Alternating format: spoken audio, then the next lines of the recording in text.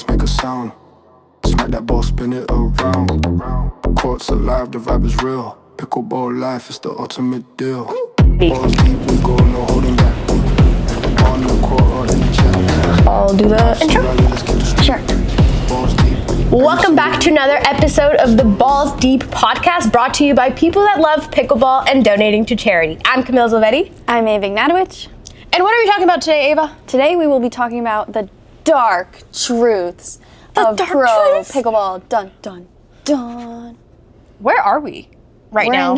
We're in a ballroom in Palm Springs right now. An empty ballroom. It was the only private place we could find to do our business in. We went to we're in a hotel right now. We went to the hotel room's business center. And I couldn't go in. It was too small. It did have a inspirational message, but it'd say live, laugh, succeed. Something like that, yeah. We plan on doing none of those things today.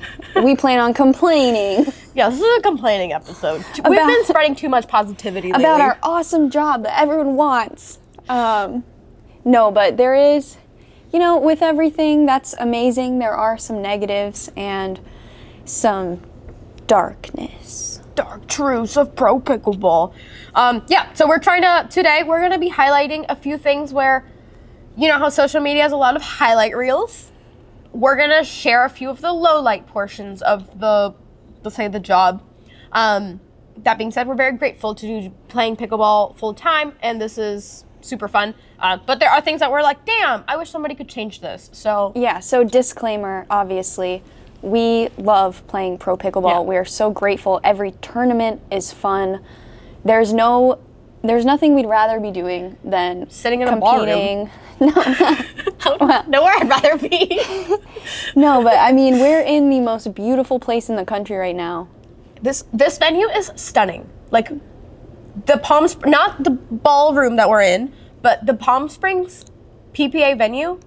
Beautiful. You can see the mountains. Yeah. The courts are amazing. The country club's beautiful. They have these awesome grass tennis courts that I'm dying to play on. I wish I brought my rackets. But we saw it and Brian was like, do you think I could borrow a racket? And I was like, I don't know. Both of us have our unpaid interns with us today. Or not today, just in the tournament. So we brought Brian and Drew. We brought them along. We went to the Cheesecake old ball Factory. And chain. we went to the Cheesecake Factory. It was fun. We owe everything to the PPA tour, I would say. Yeah, for sure. But let's complain about it. Yeah. It's given us so much, though. It's given us so much amazing things. Without the PPA tour, we would have never met each other. We would have never had a podcast named Balls Deep. Yeah, I wouldn't be the chief executive of Balls. She wouldn't be the chief meme officer. Do you have a business card on you? So Do I have a business card? We got a bunch of business cards printed out. And I don't have one on me. You can find it on our social media. But we got business cards printed out, and we've been handing it out to people that we exclusively basically know. And it has been kind of fun. We have handed it out to a bunch of other pro players. Shout out Marshall Brown. He's one of the only people that legitimately seems to listen to our podcast that he at least said it with his chest out. It was so funny. So Drew and I went up to Eddie Perez, another pro player, and Marshall Brown and Eddie Perez's girlfriend yesterday. And I got a little vlog of it, handed them a business card, and I said, do you listen to the Balls Deep podcast? And Eddie says, yeah, of course. And his girlfriend, messing with him, says, really? What was the name of the last episode? And then Marshall Brown was like, oh, I know, it was the Michael Lloyd one. And he was like, I was the 20th subscriber. I listen to every single podcast. So shout out Marshall Brown. Yeah, you are our only fan. Yeah, this is really it's just us talking to Marshall Brown out here. Even though the episode that got posted today, it was the hooking video, and I rewatched the episodes as they come out just to make sure that everything is smooth and we did not getting canceled. But Ava's out here like, I wish I could hook Marshall Brown. The first person I said was Marshall Brown. I somehow said the only pro player who actually listens. But no, I think he would appreciate that, because at the end of the day, I'm saying that he's so nice that you would want to hook him. That I think it would be funny, just to see his reaction of like, okay, no worries, yeah, sorry, yeah. All right, well, without much further ado, we are gonna bring up the things that sometimes maybe aren't as glamorous about playing pro pickleball, and I'm gonna bring up the first one. Rules keep changing. The rules change all the time. And by that, I mean they change the ball. They, because obviously a tour wants a sponsor of a ball. That has nothing to do with us. And obviously, they're trying to figure it out. But the balls change. And then you're out here trying to have, a bouncier ball, less bouncy ball. Then sometimes the rules change where sometimes you can have 1 timeout. Other times you can have 2 timeouts. Other times you can do unlimited challenges. But then that kind of counted as timeouts, which I have a funny story about. I think it was exactly last year, Palm Springs. You were playing with, I think, Nicole against Lucy and somebody. Leia. And they had just instilled this new rule of unlimited challenges. So you don't get unlimited timeouts, but you get unlimited challenges. And obviously... It wasn't unlimited. I think it was you get 2 or 3 challenges and then 1 timeout. So we took our timeout. Yeah, they took their timeout. And then, do you want to tell the story? Sure. Yeah. So we took our timeout, and then they said, you don't have any timeouts left, you have challenges. So I think one of us hit a ball that was 4 or 5 feet out, and they called it out, and I challenged it. Yeah. And the whole rest of the match, Lucy and Leia were complaining so much. They were like, these guys are cheating. This is so disrespectful to the game. Yeah. Lucy was calling us losers. And I was like, this is so stupid. It's allowed, so I did it. And then I think the very next day they did it in their match. Yeah, they gave us strategy. So the rules change a lot, and sometimes it's tough to keep up. It's also, when you're playing a sport and you perfect a certain shot, right? You perfect a certain serve, and then the next tournament they change it so that you can't have your paddle above your waist anymore. It has to start super low, and then it's you just find out about it that week. That's true. They had one tournament where you had to release down, and then they were super picky. I don't know if you remember that. They were so picky about it, but then it's naturally if you let go of the ball, it slightly will lift. And some refs were really sticklers for it, and other refs didn't really care, and you're just which ref am I gonna get? Yesterday my opponent got called on a high serve, and I was like, oh, I haven't heard those in a while. And I was happy about that because it was against me. But what other rules? Any other rules that recently changed? Mostly, I would say the ball and the serve rules change a bit. Sometimes they get different replay systems. Sometimes they don't have a replay systems. Other times they do. But then also, right, if you're trying to grow a sport, you want to make it the most watchable sport you can make it. So you can't be upset that the rules are changing, because at the end of the day, we do want the sport to grow, and we do want it to be the most watchable version of itself. We do want viewership. So it's what are you supposed to do, man? What are you supposed to do? Yeah. Frustrating. So that's what we get for being in a startup of a sport. You know how startups always just have pains and growth pains? We're in a startup. We're in a startup. Yeah. All right, so what's our next one? Our next one is most players, in my opinion, in my professional, super serious opinion, are just out here going broke. Okay. Are they? I feel like they must be, right? A lot of these players aren't making money doing this yet, and they're paying so much money in entry fees, so much money in hotels, so much money in travel. And I'm over here, I don't know how they're doing it. I have no idea. They must have a rich uncle and must be sponsoring them. It doesn't make a whole lot of sense to me how a lot of these Qualies players who are at every tournament can afford this journey. It is expensive.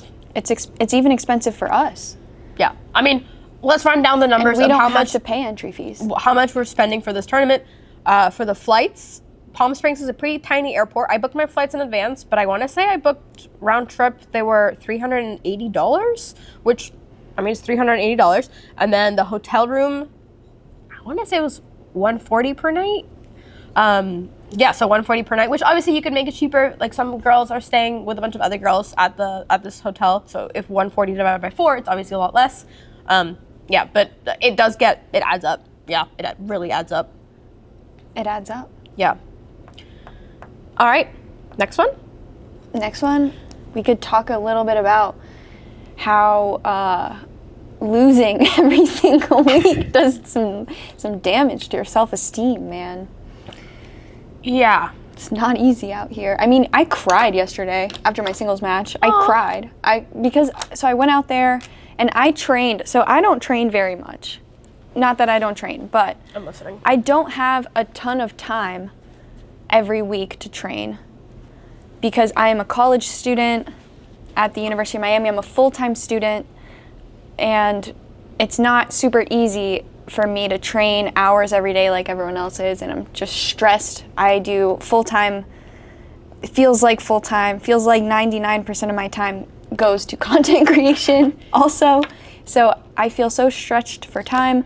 And then, but these past few weeks we had an off season, so I had a ton of time to train, and I came off of a great win in Daytona Beach. I beat Jeannie Bouchard in singles. I felt so great. Trained for a few weeks, took it very seriously, trained singles probably every other day, which is a lot for singles. That's a lot on the body. I burned a lot of calories these past few weeks, and then yesterday, every time I hit the ball, I was freezing up. It was like I had the yips on every shot. I was nervous. Yeah. And then after the match, I was so upset because I got such a good draw this tournament. I was like, oh, I play a qualifier, that's awesome, and then my second round isn't too difficult. So I felt like I got a great draw. I trained super hard, and then I went out and I was tight and nervous and I couldn't make a ball. And it's like, that happens to the best of us though. Yeah. I'm not the only person that's happened to. It happens to a lot of players. Pickleball is a pretty stressful game.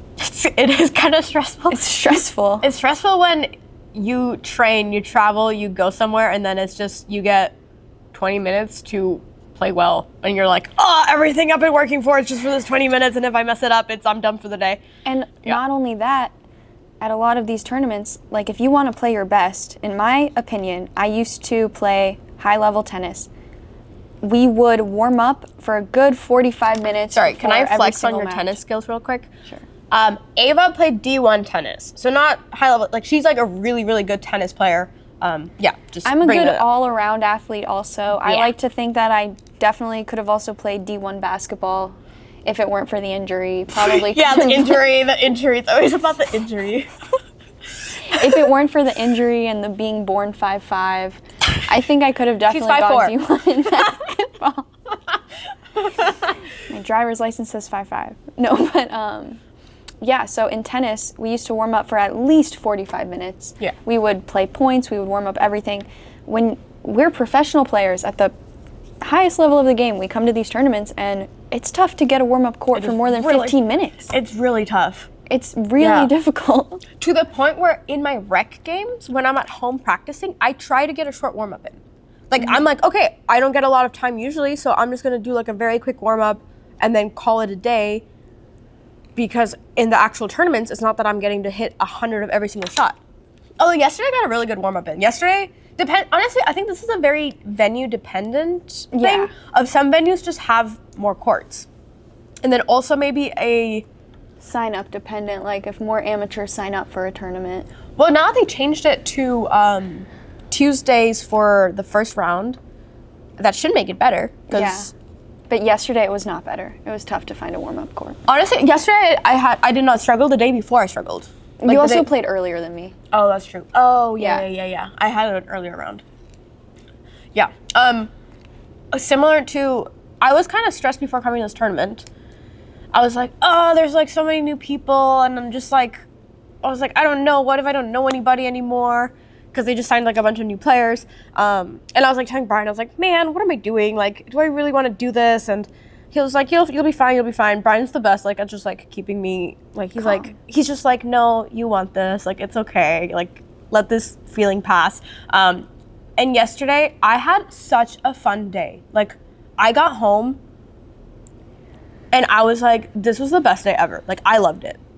But before that, I was like super stressed. I was like, like, I don't know, like, do I just call and say I quit? Like, do I say I quit? You know, and he was just like, no, like, you'll be fine, you'll be fine. And then honestly, I think it helped that, as Ava was saying, it's kind of hard to lose sometimes, you know? I really like that they now have for mixed a round of 128. So my round of 128, I won it, and then I get to play Fed and Kate Fahey and lose. But that's fine, because that's a respectable loss. But it's nice to get those like games in where I'm like, okay, this is like a match where I'm like, we're at the same level, I'm competing, like this is like tighter. Like, yeah, I have a chance at winning it. Not to say I don't have a chance at winning against Fed and Kate. Shout out my Ernie body bag against him. But it is hard to get a draw and then just have a tough first round. I mean, that's us for I know. today. Yeah, Camilla and I got a terrible draw. Well, we didn't. Yeah, we got a bye. Yeah, because we got so many points because we're so good and so athletic and so cute. I don't think we got the bye because we're cute. No, I think that's 100. They were like, cute. Must put them in the round of 32. Yeah. But it's like, we're coming off of an off season, right? We're coming off of maybe a month off. More for you, probably 2 months off for you. My last one was Worlds. Okay, yeah, so about 2 months off. Yeah. And our first match back, we have to play some of the best players in the world. Like, we're just girls. We're just two girls with a podcast. It's not easy. But yeah, you need to have thick skin because most players aren't winning. That's true. Right. More than, basically everyone loses at some point minus Annalie. So, and even if you win one more round, you're still losing. Like at the end of the day, you still go home and you're like, unless you're Annalie, you most likely are going home and you're like, damn, I lost today. And that's hard. And for a lot of players, it's like, damn, I lost today and I also spent $2,000 to get there. Trip. I saw one of the people we previously had on our podcast snap his paddle in half. Their paddle in half. We've had two guests. Michael. I saw Michael lose and just snap the paddle. I really, really wanted to do that yesterday. Yeah? I wanted to do it so bad, but for some reason there were so many people watching me. And I was like, this is the most amount of people that have ever watched me and the most I've ever wanted to snap my paddle. I just need to control myself. So I did a nice little water bottle toss into my bag instead. No, but I threw a temper tantrum yesterday after I lost. I was like, I hate this sport. I'm so bad. I can't take it anymore. I didn't watch her play. Brian watched me play. Wait, what? He watched Brian yesterday. So yesterday we got in the car on the way to the Cheesecake Factory. I think Camilla was inquiring about my difficult singles match, and I was saying I played terrible. Drew was like, yeah, she played horrible. I don't know what happened. And Brian, Camilla's husband, was like, I saw 1 point, and you were running forward on an easy ball that she hit into the kitchen, and you hit the ball right down straight into the bottom of the net, and it came back and it hit you. And that did happen. I'm shocked that Koopy Nation hasn't clipped that. But yes, that happened. I had not as embarrassing. So I hired somebody to take a low light reel for me this tournament. So obviously with every good shot, there's probably a handful of bad ones. I hired a videographer to make a compilation of all my bad shots. And yesterday while I was playing singles, one side was like super sunny, and there was a ball that Alex Chung lobbed into the sun. I hit the hardest, I swung for the fences. I went and I missed it. I completely whiffed it. I ended up turning around, having to go back, and I barely get it from behind and just get it over the net. So I do redeem myself. And then Alex ends up hitting it out, and so I ended up winning somehow the point. But needless to say, I still whiffed the overhead, the worst whiff I've ever had. And I look over at Brian, and right behind him is the videographer, and I was like, did you catch that? And he goes, yeah. And I was like, that's a win in my book. Yeah. This would actually be a really good tournament for you to post a highlight reel. Because she bagged Federico Staksrud on an Ernie on center court. I was just highlighting on that one. It was kind of sick. Fed, if you want to come on the podcast, let us know. We can discuss only that shot 100 times. Say, how did you not see it coming? Have you not been training enough?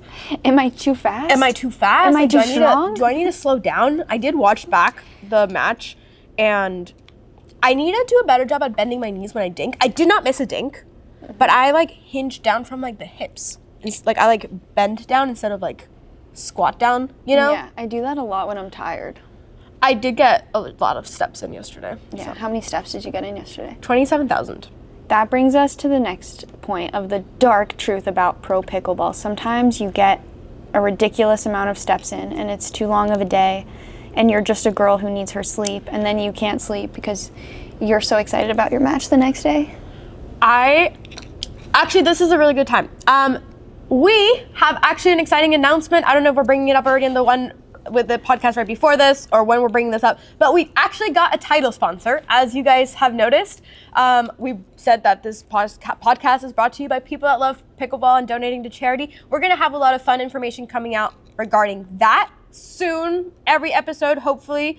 But we had a call with our new sponsor 2 days ago in the hotel room. It actually worked out really well. Like, we were missing emails with each other, and we, as we've mentioned, we don't live in the same place, so coordinating for us to both be somewhere is kind of you gotta get lucky. And it ended up working out perfectly, so we FaceTimed with this potential sponsor. And so we do actually have a new sponsor. It's a new title sponsor, and we're gonna be advocating a lot of charities around here. And we're gonna talk about our favorite animal today. Okay, my favorite animal is koala. Koala? Mm-hmm. Why? Remember when I tweeted that I wanted to play MLP Australia? Because of the koalas? Yeah. Have you ever seen a koala? At the zoo a bunch of times. Have you ever touched one? Sick. No. No. No, of course. I respect koalas enough to not touch them. There's like a bunch of internet things about them having chlamydia? Whoa, what? They're like, I don't know if this is, I might have just been making this up. I'm pretty sure they're like, How could you say that? I just said it's my favorite animal. I love koalas too. Okay. I might be wrong on that. Actually, can somebody fact check me, please? That would be great. Koalas and I have a line comment. All right, cut this out. Cut this out. this out. Just kidding. We're not gonna cut anything out. My favorite. Okay, wait. So my favorite animal, I have like kind of two. One is a llama. Oh. Because they're kind of derpy looking, and then in the similar family is a camel. Like they're like kind of look the same, just like in different ecosystems, and like they kind of have the same like derpiness and kind of stubbornness. I don't know. I just like love them. Did you ever ride a camel? I've ridden lots of camels. I can name a few. The most recent camel I rode on was in Mongolia. Before that, probably Morocco. In Morocco, we did in India, in the desert, we did a multi-day tour on a camel. Honestly, they're not as comfortable as you'd think. Did it spit on you? No. They do that, right? I want to say that's more, I think so, but I want to say that's more llamas. Oh, okay. Well, anyways, if you would like to donate to a charity of your choice for whatever animal you like that is an endangered species, that'd be cool. That'd be super cool. Yeah, so thank you to our sponsor, to our actual official first sponsor. So this is a huge shout out to you for believing in us and reaching out, and we love you. We're really excited. So a lot of more cool things coming on that. We don't have all the information yet, so stay tuned. Stay tuned. Stay tuned. It's gonna be epic. It's gonna be massive. Yeah. It's gonna be the coolest thing you've ever seen. Go donate to an animal charity though. Go donate some money. To a charity. To a charity. For animals. For animals. Yeah. For koalas. Yeah. They need medical care. Apparently. Imagine you just made that up. Honestly, I might have. We're gonna have to. Funny. It's funny. It's funnier if you made it up. I'm pretty sure. Okay. This is so embarrassing if I did make it up. Spreading lies about koalas, endangered species. Are they endangered? Yeah. Are they? I don't know. Probably. I feel like all animals are endangered these days. Yeah. Well, anyways, that brings us to our next point. I don't know if you guys can tell, but I'm a little bit stuffy. And honestly, traveling is kind of taxing on the body. And I travel a lot for not pickleball. When I travel for not pickleball, I get on a flight and then I'm somewhere for like a month. Not as much recently, but like I usually travel for like kind of a long time where I get sick when I go to airports. And so if I'm only going to an airport every 3 days, man, this is tough. Like, I get sick and I'm stuffy right now and I'm just like, oh, this morning I woke up and I was just like tearing, crying. It was not a sight to be seen. It's easy to get sick in an airport because it's easy to get sick on a plane because you're like with all those germs flying around. Yeah. And it's just gross. But yeah. And on top of that, you brought up the injury one. Oh yeah. So I feel like there is a lot of pressure on pro players to play through their injuries. Yeah.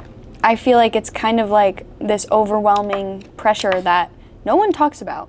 But I think our buddy Tyler Loong recently had to play through an injury for like a while, right? Didn't he hurt his wrist? Yeah, I think so. I think he was on a cast. Yeah, I remember seeing him in a cast. Maybe that's why he was so bad when we played against him. Yeah, maybe, because he was god-awful. But, yeah, so I feel like there is a lot of pressure to play through injuries, and it's kind of the worst thing you could do as a pro athlete, because your number one priority should be making sure your body's healthy, making sure your body is getting better, and you're not messing up your career by hurting yourself further. Well, I don't even remember at Worlds, we were with a player and she wanted to pull out, and she reached out to the player liaison and was like, hey, like, I'm really, like, my wrist is really hurting. I kind of want to pull out. And he was like, cool, get a medical note. And she was like, how am I supposed to get a medical note at 9 p.m. in Dallas at a like, obviously at that point you just play and lose and suck it up, you know?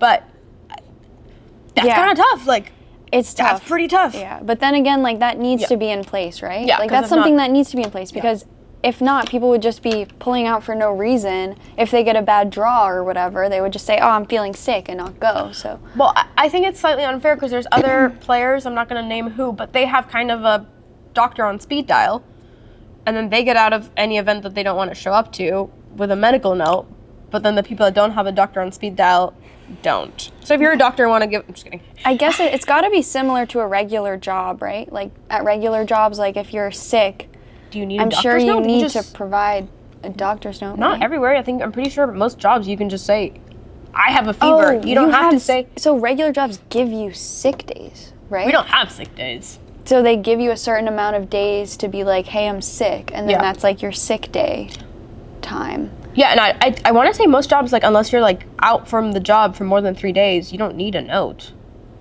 I think. Let us know in the comments if your job you need to give a doctor note. Yeah, we're kids. I'm a kid.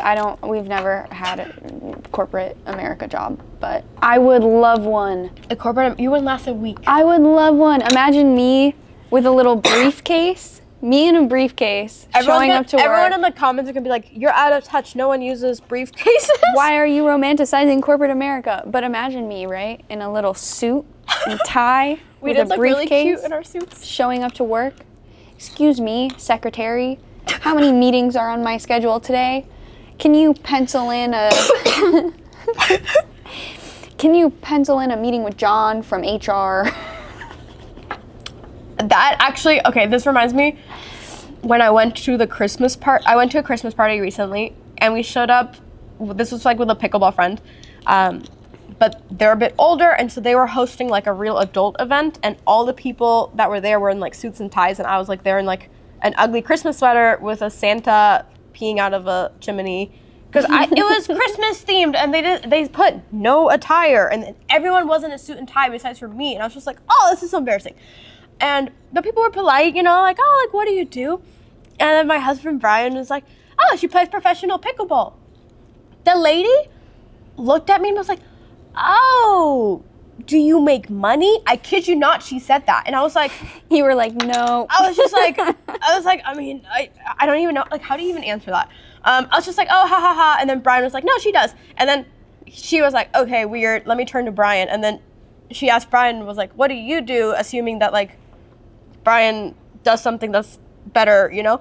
And then Brian's like, oh, I'm a WAG to a professional pickleball player, which is like wife and girlfriend, so that's like he's basically my stay-at-home husband, is what he implied. Stay-at-home husband. Yeah, which is what he implied. And the lady just gave him this look of, oh, these people must live in a van. When people... I was like, Brian, why would you tell them that? When you meet people in public and they ask you what you do, what do you tell them? Marketing. I work in marketing. And then they don't ask. And then they say, oh, for what? Pickleball. That's cool. What do you say, student? I say I'm a college student, yeah. Yeah. And they're like, how old are you? And I'm like, 24. And they're like, whoa. They're like, taking your time, huh? Really?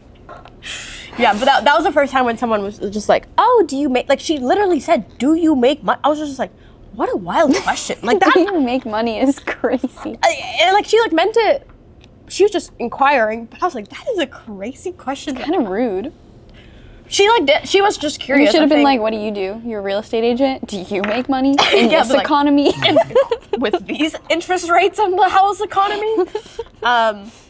Anyways, that was So, is that a bad thing about playing pro pickleball? People think you don't. People think you're a loser. People think People you're think you're unemployed. All my friends that don't play pickleball. At first, when I was like, "Hey, I'm going and playing pickleball," they legitimately were just like, "Oh, Camilla just doesn't want to hang out with us." And now, anytime I'm playing pickleball, I just say I'm at the office. And so my friend Andrew will text me and be like, "Oh, hey, are you at the office today?" And I'm like, "Yeah, like I'm at the office until 5." And like, we all know that means the pickleball court. But now they're like, "Oh, this is like her like legitimate job, you know?" But the first like year, they were just like, "You don't need to go play pickleball. Like, come out and hang out." I don't know if you've had that experience at all. No, I don't have friends. Shut up. No, I do have that experience from Brooke. Shout out Brooke Dugarte. She's always like, "Oh, Ava, do you want to go to Nashville next weekend? Do you want to go here? Do you want to do that?" Like, You're like, and "I'm I'm on a always work like, trip." "Sorry, no, I have a tournament." And she's like, "Why can't you cancel it?" I'm like, what do you mean I can't cancel it? You're like, "It's my work It's my trip." life. It's my livelihood. But yeah, all my friends from UM, they're always asking me to do things like go to the Bahamas and stuff, and That's I'm always kinda like, cool. yeah, no, they always ask me to do really fun, cool things, and I always say no, and then they always tell me Quit your that job. I'm a loser. Yeah, basically. Oh, how funny. What other ones did we have for? Oh, eating. Oh yeah. I'm getting fat, and it's your fault, Connor Pardo. Do you see what we're having to have for breakfast? Literally Starbucks. It's like 4 days of Starbucks in a row. It's so tough to be so hard. skinny on the road. To be Skinnylicious queen on the road. At the Thank same time, we're God for the exercising. Cheesecake Factory Skinnylicious menu, man. Thank God. Everyone in the comments like, Thank "Hey, God just for skip avocado the, egg rolls. skip the Cheesecake Factory." Suggestion, hot tip. There's nowhere else to go. No, but it's tough. Eating restaurant food for 20, 30 weeks out of the year, it's just not easy, man. It's not easy. It also is not as satisfying as you would think. Yeah, it's not. Like and the it's tough. It breaks Yeah. the bank, and That's true. it breaks the scale, and it's just not. It's not the right way to live. I don't know how other pro athletes do it. How do They they have do to it? Do be they bringing like a chef or something. They're probably staying in like Airbnbs with kitchens and like going to the grocery store and getting healthy food. I want to say there are some players that do stay at Airbnbs. I find it really hard to coordinate, one, to find an Airbnb, then two, like, I feel like they if don't you- have business ballrooms. I feel like if you stay at an Airbnb, you have to have a rental car. Yeah, because you kinda it's have to. weird if you To show don't. up in an Uber How to do you a, Uber to a grocery store and then whatever, and Uber to the, it's just I mean, yeah, it's pretty just bad. odd. Yeah.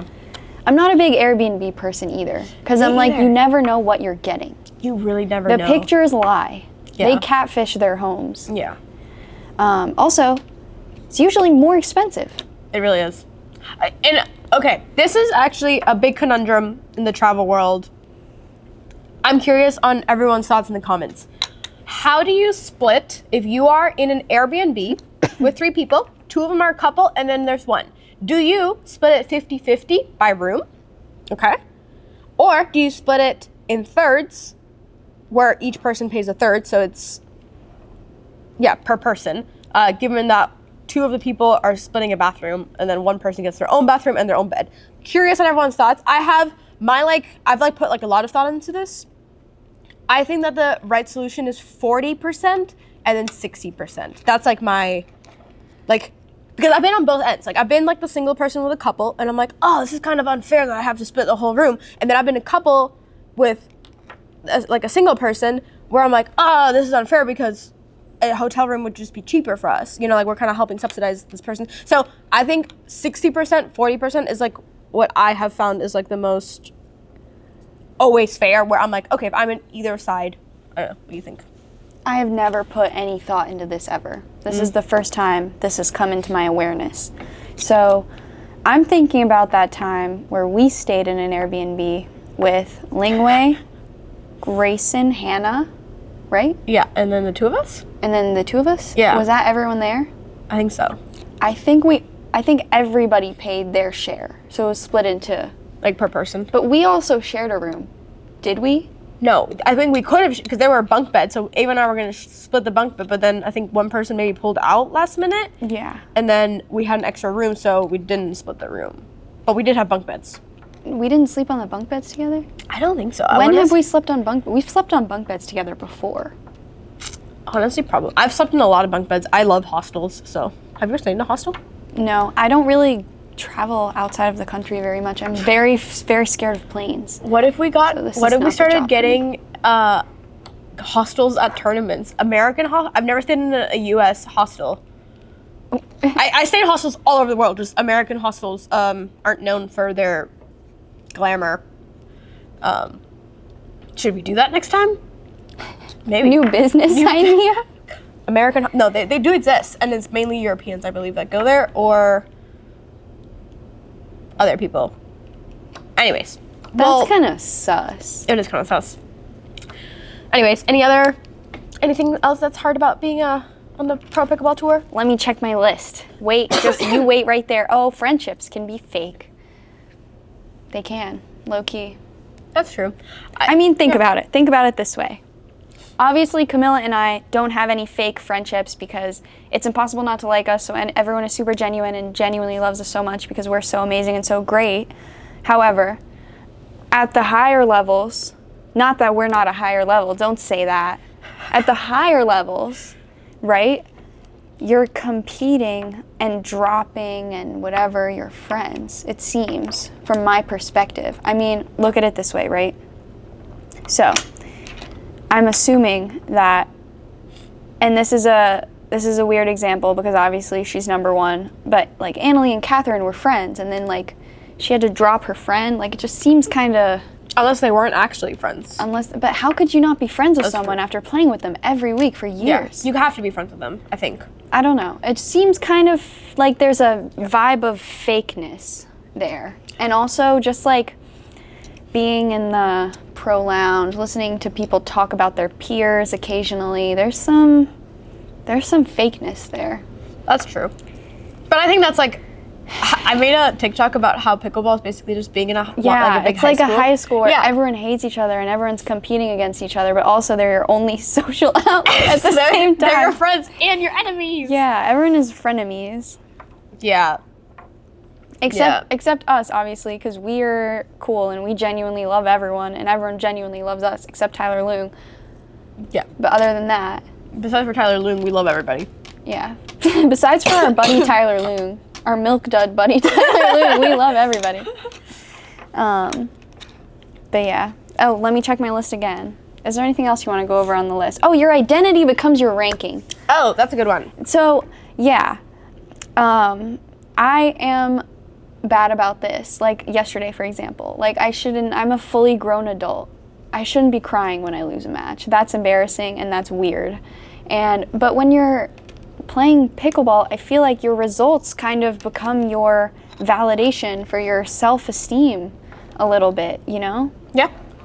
Because you work so hard and then you just lose, and it's like, I deleted Duper off my phone because I was like, I don't even want to see this. I was like, I don't really care. Like, I was like, I know what level I am. Like, I don't respect like this. that a lot. Yeah. I never checked Duper ever until I met my boyfriend Drew, and he is a 3.5, and he's obsessed with becoming a 4.0. In Duper? On Duper. I think he's probably like a 3.8 now, but he checks it every single day, I want to say. And he's always checking his Duper, and it's always making me think about Duper, and he's bad for my mental health right now because of his Duper obsession.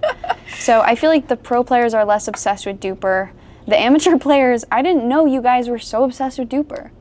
Well, I had no idea. I think things like money balls, a couple like leagues maybe are exclusive if you aren't a specific level. It's funny. I mean, my Duper was at like 5.4, and then ever since I joined PPA, since I get hard first draws, pew, pew, pew, pew, pew, pew, pew, pew. Yeah. I'm soon gonna become a 3.5. I think that if you're a lower level PPA player, your Duper isn't entirely accurate because you get screwed every week. Yeah. Well, I think it's also like hard if you go play APPs, your Duper just will inflate. So if you care about the Duper, just go play APPs. Well, I don't think APP goes into Duper. I think that's UTR now. Oh. Maybe it used to go into Duper? Yeah, I don't know. But yeah, I feel that on You're so much more than your ranking. Ava's a top-ranked player, though, so No, big I'm flex not. on her. I'm not a top-ranked player. Any other ones? Constant worrying about what comes after pro pickleball is a big one, I think. I think that a lot of players are really kind of in this place right now, especially because we have contracts ending and stuff, and kind of like a new era of pro pickleball being created with this whole new prize money type thing. And I think that a lot of people chose not to keep going. Yeah. They're going to say after their contracts are done that they're done with pickleball. And I think a lot of people are pretty worried about what they're going to do next. Yeah. That's everything though, right? Like career ends Yeah. and new career coming up. But I think that we're seeing that a lot right now is a lot of pros with a lot of uncertainty about what they're going to do in the future. Yeah. Now I'm saying, Killa. I know what you're saying. I don't know. You know what I'm going to be doing once I'm done playing pickleball? I'm going to pick up, like, pro paddle. Just welcome to the Ballsy Paddle podcast. Paddle? I don't know. Yeah. You play padel, I play squash or racquetball, and we Badminton, see dog. Badminton, and I do not. Are you kidding me? Badminton is the toughest racket sport. Everybody knows that. Badminton is the most difficult sport out All there. the top players in pickleball come from badminton. Everyone knows that. So, no, I don't have what it takes to make it big in badminton. That ship has sailed. What about skiing? Skiing? What about bobsledding? Oh, did you see that they had this the handball, basketball tryouts for the Olympics coming up like in LA for women? They basically need bodies, and they're like, if you're athletic, like we'll take a chance on you and stuff. I was like, this would be pretty sick if I just randomly just tried out for an Olympic team out here. But I was like, oh, do I really want to fly to LA for this? Like, maybe not. But did you see that? I'll remind me to show it to you afterwards. What about breakdancing? Competitive Did you see breakdancing? the Australian one? Maybe we should start practicing. We're gonna pitch what we should go to the Olympics for. What should be our next career? Yeah, after pickleball. After pickleball. Maybe everyone's gonna be like, podcasting, stick to this. Thank you guys. Thank you. No one's gonna say that. Maybe Marshall Brown will say that. Marshall Brown. Marshall has never left us a comment. Yeah, Marshall. What the heck? hell? Maybe he listens on Podbean. He seems like a Podbean But you can leave guy. comments On everywhere. Podbean? Yeah, I've not been very good about uploading it onto Podbean, so sorry to anybody that listens to Podbean. You're probably getting late news. That one guy in our Discord is obsessed with Podbean. Yeah. But, you know. He's cool. You know. All right, we're going to end this here. Thanks for tuning in. Thanks for listening. Sorry we complained. We love our lives and we love this sport, and we're so excited to see it grow. Realistic expectations. The But- good, the bad, the ugly. Yeah, blood, sweat, and tears, man. Blood, sweat, and tears. Grind never stops. Like, subscribe. Please subscribe to us, Subscribe. okay? No, I'm sorry. I'm giving you a stern talking to right I'm now. gonna- We have so many listeners who don't subscribe to us. Please subscribe. Please do it. It helps us so much. Pickleball life is the ultimate deal. Balls deep, we go, no holding back. On the court or in the chat. Life's a rally, let's keep the streak. Balls deep, every single week. Stories served with the perfect slice.